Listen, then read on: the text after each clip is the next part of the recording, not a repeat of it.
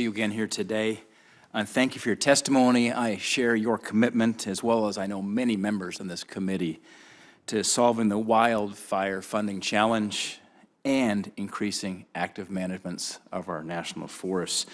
I know across many of our national forests, and certainly in my home state of Montana, habitual litigation from fringe groups who do not represent the majority of the people of Montana have been one of the key barriers to moving forward with active management of our forests.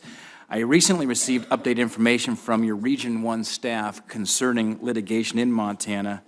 I was told there are 21 active timber lawsuits going on in my state. That to me is astonishing and it's unacceptable. I had some students from Libby, Montana in my office recently. They're called the Libby Loggers. We have a vibrant timber industry up in northwest Montana. The only folks winning today are the lawyers. And I said perhaps they need to change the mascot from the Libby Loggers to the Libby Lawyers. The lawyers are winning, the loggers are losing, the communities are losing, the environment is losing. It was not actively managing a forest. I appreciate the comments on insects and infestation, certainly of the pine beetle. And what's that doing? We can't even harvest dead trees oftentimes because we're getting challenged by these fringe groups.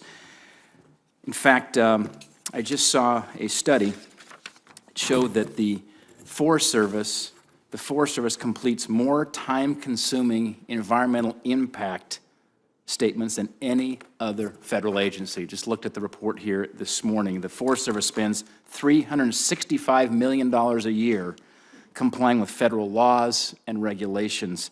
My question, Chief Tidwell, as we look at the solution to go forward here, as we need to certainly, and I support changing the way that wildfires are funded, as well as ensuring that we move towards active forest management, and I think a big part or a big barrier of that is litigation.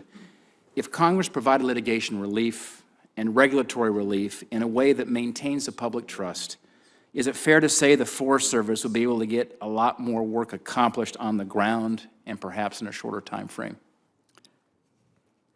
There's definitely projects that are litigated, and in the past we definitely had much more litigation than we're seeing today.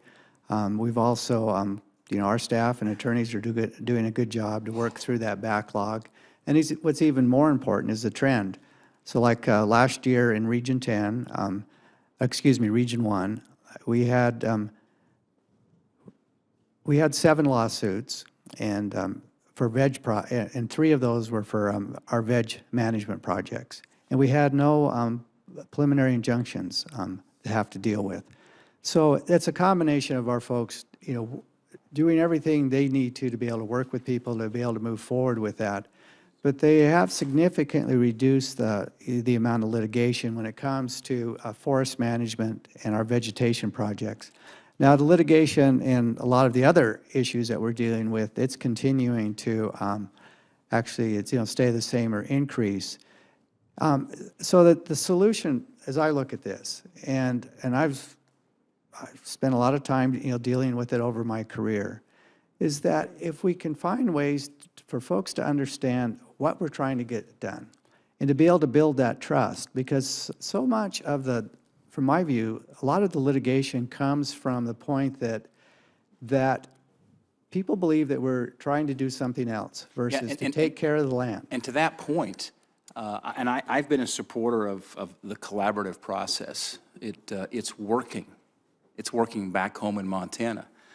However, of the 21 projects under litigation, 16 of the 21 were collaboratives, where these folks show up who aren't at the table working together across various stakeholders, NGOs, the timber industry, the community, county commissioners, and then these fringe groups show up and litigate and challenge these harvests.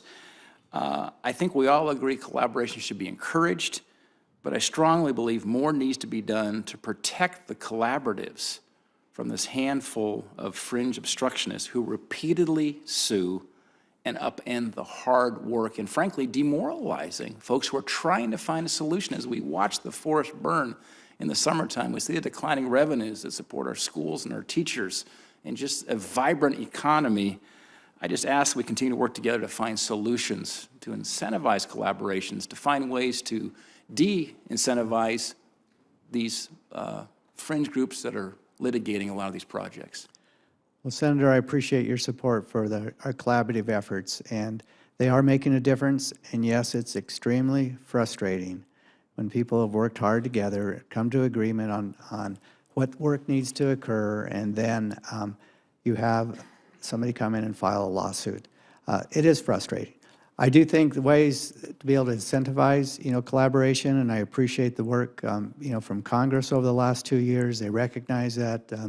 We see things where they want to put it into statute. I really appreciate that level of support because I do think it is making a difference, and it's really the answer.